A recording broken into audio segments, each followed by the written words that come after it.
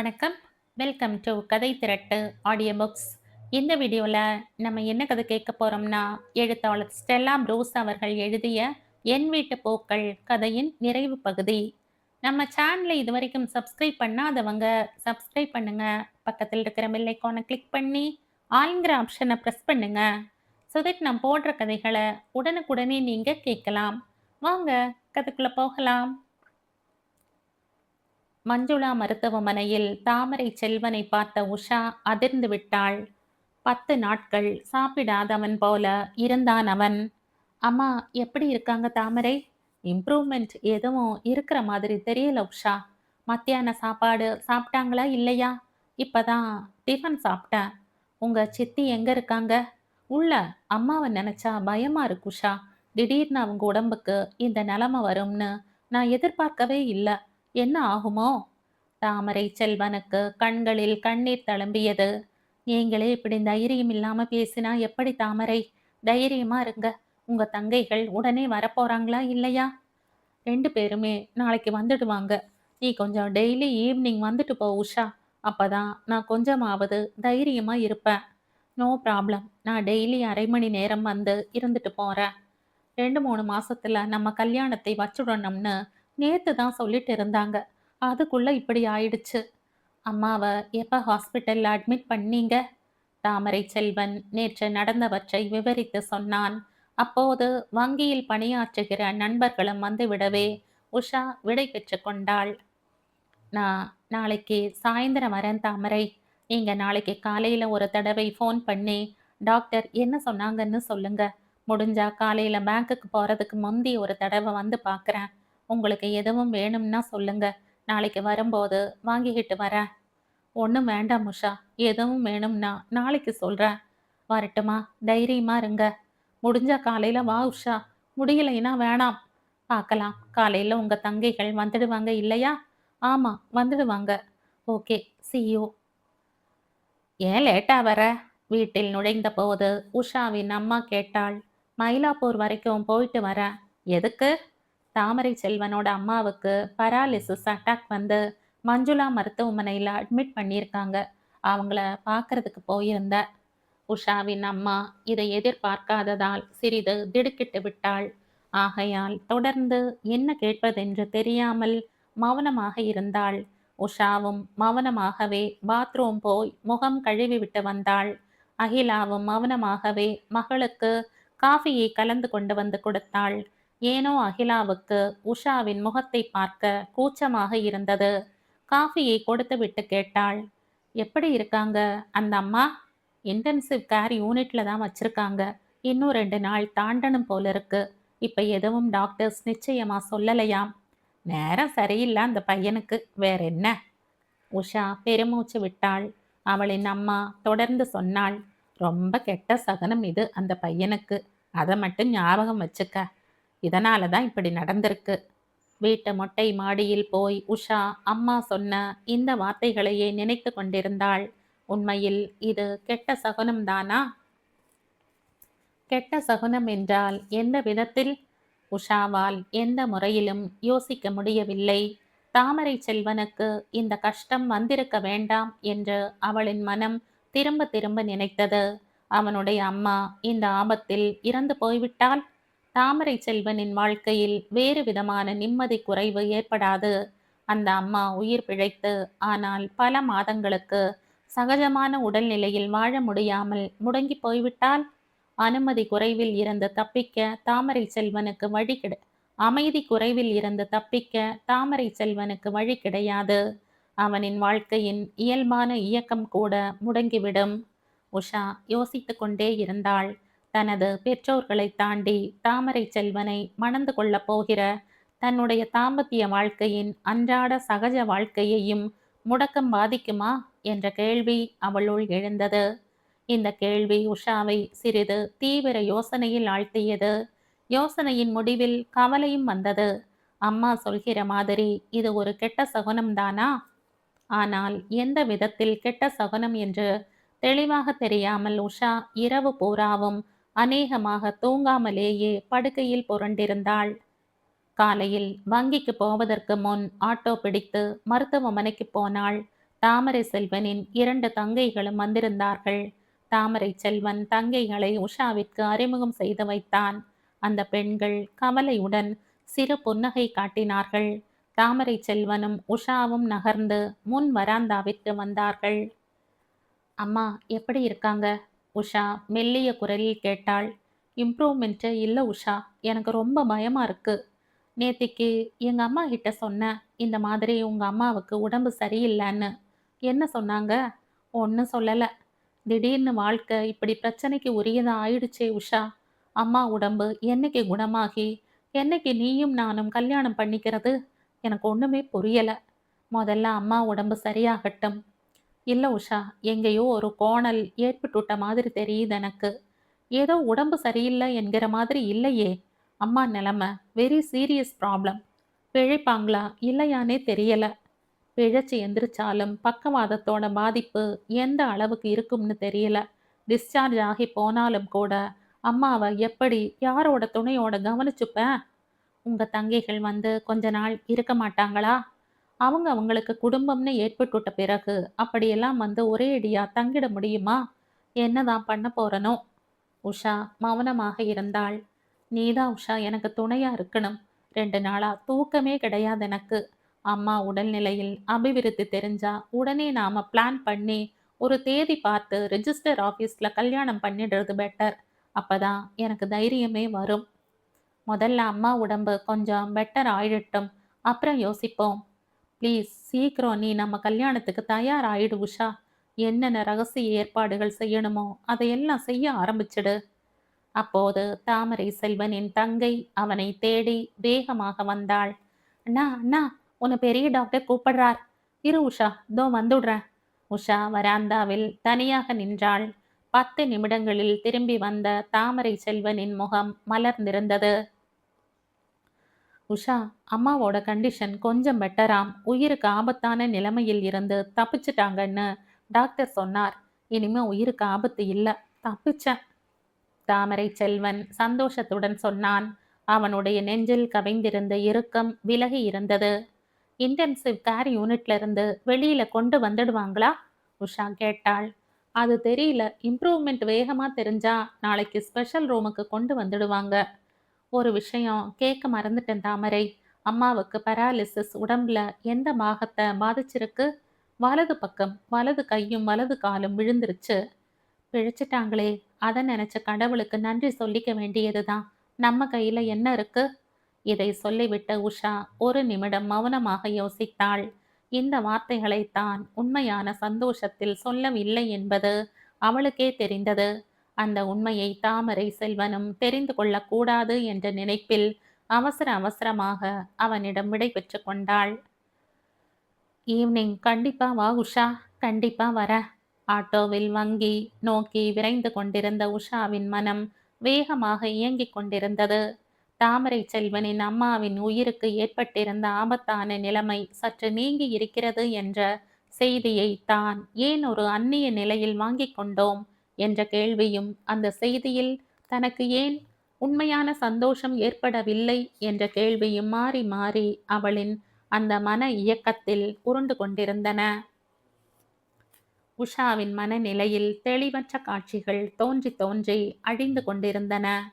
அவளில் வினோதமான நிசப்தம் குடிகொண்டிருந்தது. எப்போதுமே அவளின் எண்ணம் எங்கோ புதைந்திருந்தது. முழங்கால்களில் முகத்தை புதைத்தபடி அமர்ந்திருந்தாள். மொட்டை மாடி சுவரில் சாய்ந்து வானத்தை பார்த்து கொண்டிருந்தாள். தாமரை செல்வன் விஷயத்தில் அவளுள் சிலிர்த்திருந்த சிலிர்ப்பு எங்கோ காணாமல் போய்விட்டிருந்தது. என்ன யோசிக்கிறோம் என்பது தெரியாமலேயே உஷாவின் பிரக்ஞை யோசனையிலேயே மூழ்கி போயிருந்தது. தொடர்ந்து சில நாட்களில் மருத்துவமனைக்கு போய் தாமரை செல்வனின் அம்மாவின் உடல்நிலையில் ஏற்பட்டு கொண்டிருக்கிற முன்னேற்றத்தை பார்க்கின்ற விருப்பம் கூட அவளுக்கு வரவில்லை. யந்திர நிலையில் போனாள். யந்திர நிலையில் தாமரை செல்வனுடன் பேசி கொண்டிருந்தாள். அம்மாவின் உடல்நிலையில் ஏற்பட்டு வருகிற முன்னேற்றத்தை பற்றி சந்தோஷமாக பேசுகிற தாமரை செல்வனின் வார்த்தைகள் எதுவும் உஷாவின் மனதில் பதிவாகவில்லை. அவள் ஏதோ ஒரு திக் பிரம்மையில் சஞ்சரிப்பதை கண்டுவிட்ட கிருஷ்ணசாமி உஷாவின் மௌனத்தில் குறுக்கிடவில்லை. மகளின் மிக நீண்ட மௌனத்தை மனைவியின் மூலம் தெரிய வந்த தாமரை செல்வனின் அம்மாவுக்கு ஏற்பட்டிருக்கும் பக்கவாத பிரச்சனையோடு தொடர்பு படுத்தி மனதிற்குள் கிருஷ்ணசாமி மகிழ்ச்சியடைந்தார். உஷாவின் மௌனம் அவருக்கு சாதகமான அறிகுறியாக தென்பட்டதால் கிருஷ்ணசாமி அவளை எந்த கேள்வி கேட்பதையும் தவிர்த்து கொண்டு மகளை மிகவும் கவனத்துடன் பார்த்து கொண்டிருந்தார். தாமரை செல்வனை பற்றி உஷாவிடம் மறந்து போய்க்கூட எந்த கேள்வியையும் கேட்கக்கூடாது என்று மனைவியிடமும் மறக்காமல் சொல்லி வைத்திருந்தார். ஆகையால் எல்லாமே ஊமை காட்சிகளாக சுழன்று கொண்டிருந்தன.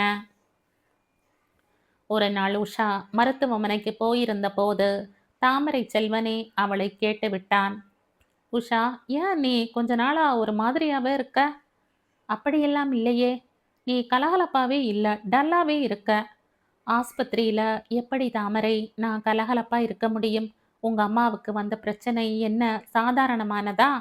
அம்மா தான் நல்லா ஆயிட்டு வராங்களே, அப்புறம் என்ன? நல்லா ஆகி என்ன பையன்? ஒரு கால் ஒரு கை உபயோகம் இல்லாம போச்சே. அதனால் என்ன உஷா? அம்மாவுக்கு நானும் நீயும் தான் இருக்கோமே, கையும் காலுமா? நாம எவ்வளவுதான் செய்தாலும் கால் கை உபயோகம் இல்லாம போனது போனது தானே. அந்த கஷ்டம் கஷ்டம் தானே. நீயும் எங்க வீட்டுக்கு வந்துட்டா அந்த கஷ்டத்தை அம்மாவும் தாங்கிப்பாங்க, நானும் தாங்கிப்பேன். உஷா, அம்மாவை டிஸ்சார்ஜ் பண்றப்ப நீயும் வந்துடு. அதுக்கு மேலையும் நீ லேட் பண்ணா என்னாலையும் தாங்க முடியாது, அம்மாவாலையும் தாங்க முடியாது, அவ்வளவுதான் சொல்வேன்.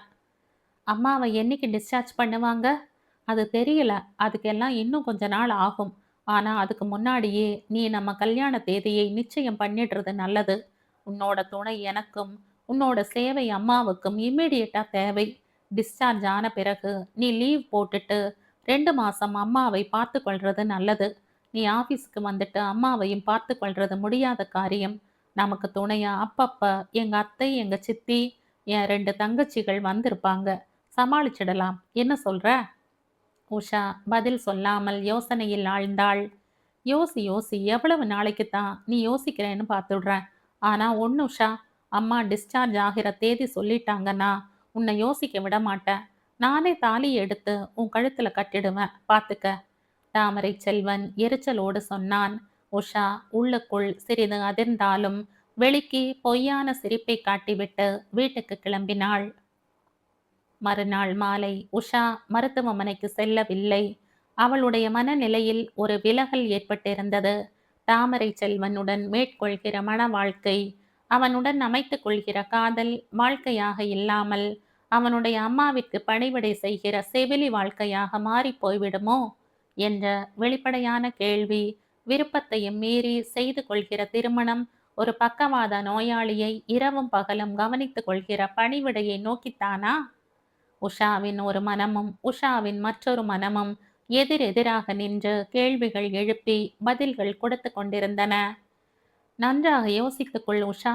கை கால் விளங்காத மாமியாரை அல்லும் பகலும் பார்த்து கொண்டும் பணிவிடை செய்து கொண்டும் இருக்கத்தான் உனக்கு நேரம் சரியாக இருக்கும். காதலித்து கல்யாணம் செய்து கொண்ட இன்ப சிலிர்ப்புக்கும் சுதந்திரத்திற்கும் உனக்கு சந்தர்ப்பமே இருக்காது. போயும் போயும் இதற்குத்தானா இந்த காதல் கல்யாணம் உனக்கு? அப்படியானால் தாமரை செல்வனுடன் எனக்கு ஏற்பட்ட காதல்? இளமையில் யார்தான் காதலிக்கவில்லை? காதலித்தவனைத்தான் ஒரு பெண் திருமணம் செய்ய வேண்டுமென்றால் எத்தனையோ பெண்களுக்கு கல்யாணமே ஆகாமல் போய்விடும். இப்போது நான் என்ன செய்ய வேண்டும்? தாமரை செல்வனின் அம்மா உடல்நிலை உன் திருமண வாழ்வின் சந்தோஷத்திற்கு பாதமாகத்தான் இருக்கும். வயதான காலத்தில் பக்கவாதத்திற்கு ஆளாகும் பெண்மணி நிச்சயமாக உனக்கு ஒரு சுமைதான், ஒரு இரும்பு விலங்குதான். உன் எண்ணத்தை மாற்றிக்கொள். தாமரை செல்வனை நீ மணந்து கொள்ள வேண்டாம். 2 கண்களையும் திறந்து வைத்து கொண்டே கிணற்றில் விடாதே. தாமரை செல்வனை நீ கல்யாணம் செய்து கொள்வது கூட உன்னுடைய பெற்றோர்களுக்கு நீ செய்கிற துரோகம் தானே. என் மனம் ஒரே அடியாக குழம்புகிறது. தாமரை செல்வனை மணந்தால் உன் வாழ்க்கையே குழம்பி போய்விடும் உஷா. நான் அவரை மணக்க மறுத்தால் அவருடைய வாழ்க்கை குழப்பம் அடைந்து விடுமே. அந்த கவலை இருந்தால் அவனுக்காக தியாகம் செய். உன் வாழ்க்கையை தாமரை செல்வனையே கல்யாணம் பண்ணிக்கொள். காலத்துக்கும் அவனுடைய அம்மாவை பார்த்து கொண்டிரு போ. என் மனம் அதற்கும் பயப்படுகிறது. வேறு வழியில்லை உஷா. 2ல் 1 பட்டத்தை நீ பெற்றுத்தான் தீர வேண்டும். அவனை மணந்தால் நீ தியாகி, அவனை மணக்காவிட்டால் துரோகி. நான் துரோகியோ தியாகியோ, என் வாழ்க்கையின் ஒவ்வொரு நிமிஷமும் ஆனந்தமாக இருக்க வேண்டும் எனக்கு. அதுவும் புதுமண வாழ்க்கை பொங்கி பூரிக்க போகக்கூடியதாக இருக்க வேண்டும்.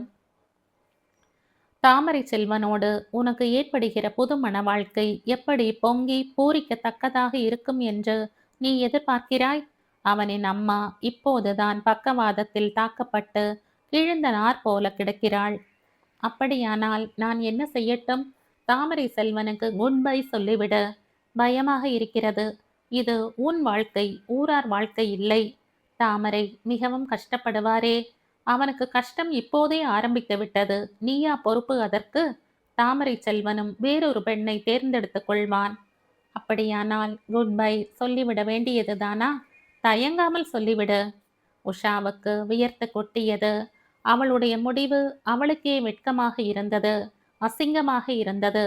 முடிவை எப்படி வெளியிடப் போகிறோமோ என்று தயக்கமாகவும் இருந்தது. இப்படி ஒரு நிலைமை வந்து விட்டதே என்ற வேதனையாகவும் இருந்தது. துக்கத்தில் உஷாவின் கண்கள் கலங்கிவிட்டன. தானே தாமரை செல்வனை இழப்பதற்கு தயாராகிவிட்ட அவமானத்தில் அவளுக்கு அழுகையே வந்தது. தாமரை செல்வனின் அம்மா இறந்து போயிருந்தால் இந்த பிரச்சனையே வந்திருக்காதென்று தோன்றியது. தனக்கு அதிர்ஷ்டம் இல்லை என்று நினைத்தாள். தன்னுடைய மனத்திருப்பம் தனது பெற்றோர்களுக்கு மறைமுகமாக வெற்றியாக இருக்கும் என நினைத்தபோது உஷாவால் தாங்கவே முடியவில்லை. மொத்த வாழ்க்கையிலுமே தான் தோற்று போய்விட்ட கலக்கம் வந்தது. அந்த கலக்கத்தில் பேசாமல் தாமரை செல்வனையே கல்யாணம் செய்து கொள்ளலாமா என்ற நேர் எதிரான சிந்தனையும் மனதில் தோன்றியது. அவனை கல்யாணம் செய்து காலத்துக்கும் பக்கவாதம் வந்த அவனுடைய அம்மாவுக்கு பணிவிடை செய்து கொண்டிருப்போமே. என்ன இப்போது? புதுமனை வாழ்க்கை பொங்கி பூரிக்க வேண்டும் என்று சட்டம் எதுவும் இல்லையே. காதலனுக்காக கஷ்டம்தான் படுவோமே. வாழ்க்கையையே அவனுக்காக தியாகம் செய்வோமே. உஷா தாமரை செல்வனை நினைத்தாள். அவன் வேறு மாதிரி சொல்லி இருக்கலாம். வயதான காலத்தில் பக்கவாதத்துக்கும் ஆளாகி படுத்த படுக்கையாய் கிடக்கப் போகிற என் அம்மாவுக்கு காலத்துக்கும் நீதான் பணிவிடை செய்து சேவை செய்து கொண்டிருக்க வேண்டும் உஷா. என் கடமை. நான் என் அம்மாவை பார்த்து கொள்கிறேன். என்னை கல்யாணம் செய்து கொண்டு பாவம் நீயும் கஷ்டப்பட வேண்டாம். எனக்காக உன் சந்தோஷங்களை தியாகம் செய்ய வேண்டாம். என்னை மறந்துவிடு என்கிற பாணியில் சொல்லியிருந்தால் உஷாவின் மனம் நெகிழ்ந்து போய் தாமரை செல்வனுக்கு சாதகமாக செயல்பட்டிருக்கும். ஆனால் தாமரை செல்வன் அந்த மாதிரியெல்லாம் சொல்லவில்லையே.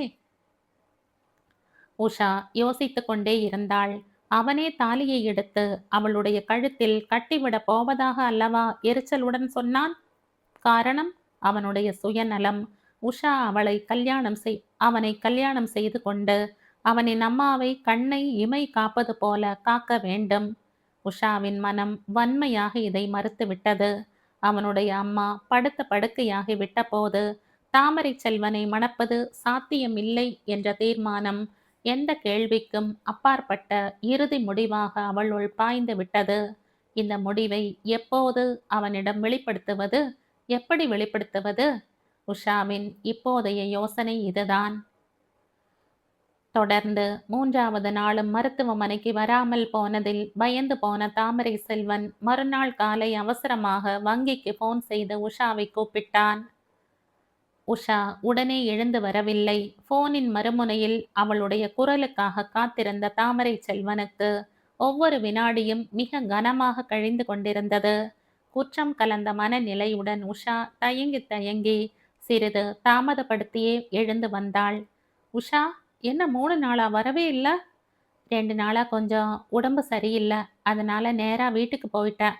பொய் சொன்ன உஷாவுக்கு தன் குரலே தன்னுடையது இல்லை என்ற பிரமை வந்தது. அத்தனை அந்நியமாக ஒலித்தது அவளின் குரல். ஏன் உன் குரலே ஒரு மாதிரியா இருக்கு?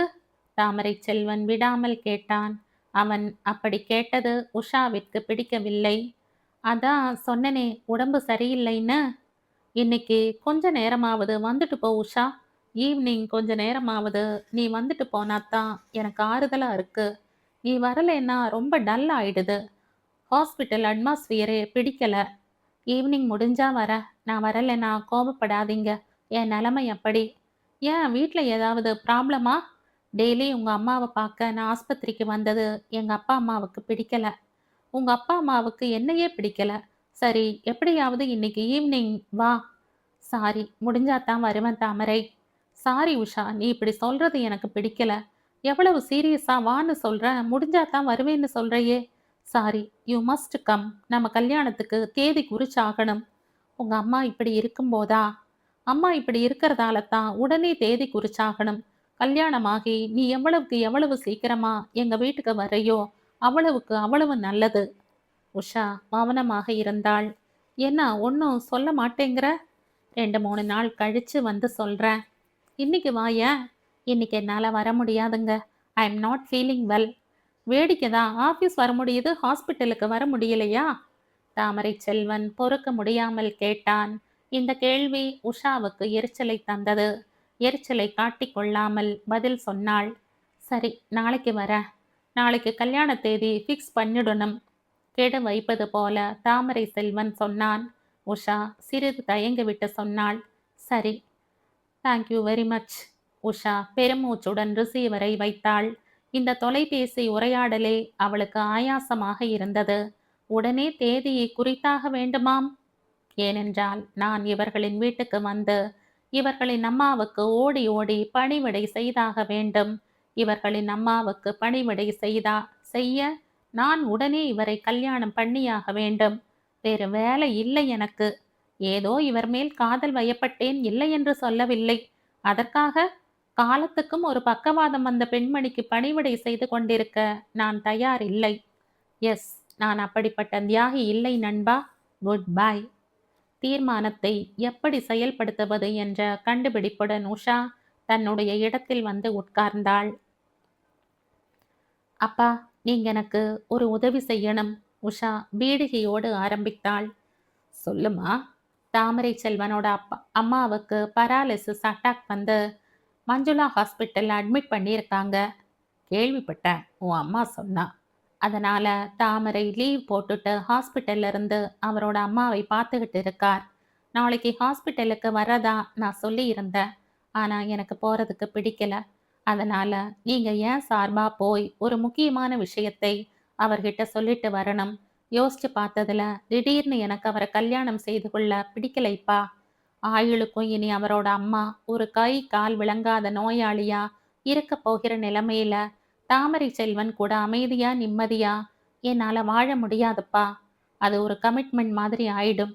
அன்றாட வாழ்க்கையின் சந்தோஷமே பறி போயிடும்னு தோணுது. அதனால அவரை கல்யாணம் பண்ணிக்க வேண்டாம் என்கிற முடிவுக்கு வந்துட்டேன்.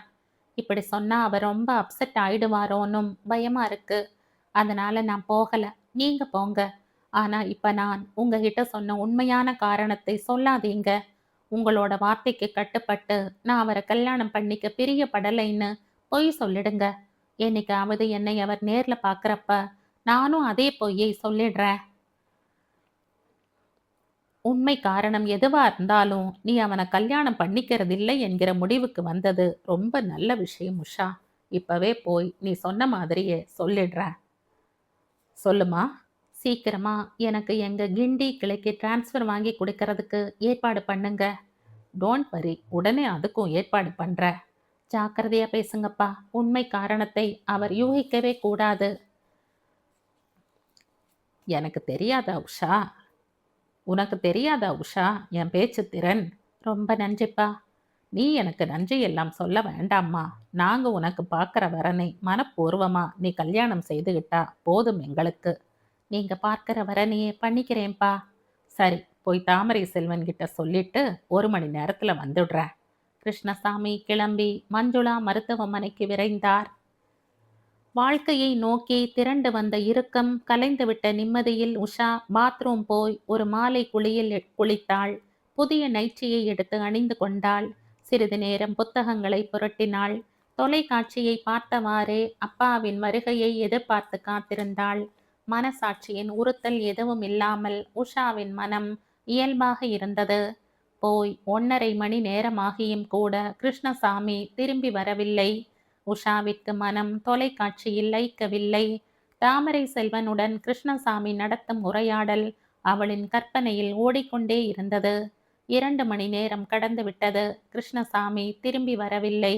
உஷாவிற்கு உட்கார்ந்திருக்கவே முடியவில்லை. வாசலுக்கும் உள்ளுக்கும் நடந்து கொண்டே இருந்தாள். ஏதேதோ கற்பனைகள் மனதில் புரண்டன. கிட்டத்தட்ட 3:30 மணி நேரம் கழித்து மிகவும் களைப்பான தோற்றத்தில் கிருஷ்ணசாமி வந்தார். மார்பு வேகமாக அடித்துக்கொள்ள ஓடிப்போய் உஷா கேட்டாள், என்னப்பா இவ்வளவு லேட்? இரு இரு, முதல்ல போய் கை கால் கழுவிட்டு வர என்று சொல்லியபடி கிருஷ்ணசாமி வேகமாக பாத்ரூம் நோக்கி போனார். 5 நிமிடங்களில் முகத்தை டவலால் துடைத்தவாறே திரும்பி வந்தார். நீ சொன்ன மாதிரியே அவனை பார்த்து சொல்லியாச்சு உஷா. பெற்றோர்களின் விருப்பத்துக்கு விரோதமா உன்னை கல்யாணம் செய்துக்க உஷா பிரியப்படல. அவளை நீ மன்னிச்சிடு தாமரை செல்வான்னு டைரக்டா சொல்லிட்ட. அவனும் உன்னோட முடிவை முழு மனசோட ஏத்துக்கிட்டான். உஷாவும் நேர்ல ஒரு நாள் உன்னை பார்த்து இதை சொல்வான்னு சொன்னேன். அது அவசியமில்லை சார், நான் உங்க வார்த்தையை நம்புறேன்னு சொல்லிட்டான். 5 நிமிஷத்துல நான் போன வேலை முடிஞ்சிருச்சு. ஒரு ஃபார்மாலிட்டிக்கு அவனோட அம்மாவோட ஹெல்த் பற்றி 2 வார்த்தை கேட்டுட்டு எழுந்திருக்கலாம்னு நினச்சேன். அப்பத்தான் கொஞ்சமும் எதிர்பாராத விஷயம் நடந்து போயிடுச்சு. 2-3 பேர் தாமரச்செல்வனை தேடி வேகமாக வந்து அவனோட அம்மாவுக்கு திடீர்னு ரொம்ப சீரியஸாக இருக்கு, டாக்டர் அவனை உடனே வர சொன்னார்னு கூப்பிட்டாங்க. நானும் ஒரு மனிதாபிமானத்துக்கு எழுந்து தாமரை செல்வன் கூடவே போனேன். 1 மணி நேரம் நிறைய டாக்டர்ஸ் கடுமையாக எல்லா முயற்சியும் செய்தும் அவனோட அம்மாவை காப்பாற்ற முடியலை. உயிர் போயிடுச்சு. அந்த இக்கட்டான நிலையில் அந்த பையனை விட்டுட்டு வர எனக்கு மனசே வரல. அவன் கூடவே இருந்து அவனோட உறவுக்காரங்க நிறைய பேருக்கு ஃபோன் பண்ணி விஷயத்த சொல்லி ஒவ்வொருத்தராக வர ஆரம்பித்ததும் அவனுக்கு ஆறுதலும் சொல்லிட்டு நான் மெதுவாக வர்றேன். அதான் இவ்வளவு நேரம். சரி, நேரம் ரொம்ப ஆயிடுச்சு, எனக்கு பசிக்குது, சாப்பாடு எடுத்து வைமா. கிருஷ்ணசாமி சாப்பிடுவதற்கு உள்ளே போனார். உஷா ஸ்தம்பித்து போய் நின்றாள். அவளின் எதிரில் வாழ்க்கையின் வண்ணம் மாறி அதன் பிரம்மாண்டம் மேலும் பன்மடங்கு விரைந்து எண்ணங்களுக்கு அப்பாற்பட்டதாக மின்னி அச்சுறுத்துவது போல ஜொலித்து கொண்டிருந்தது.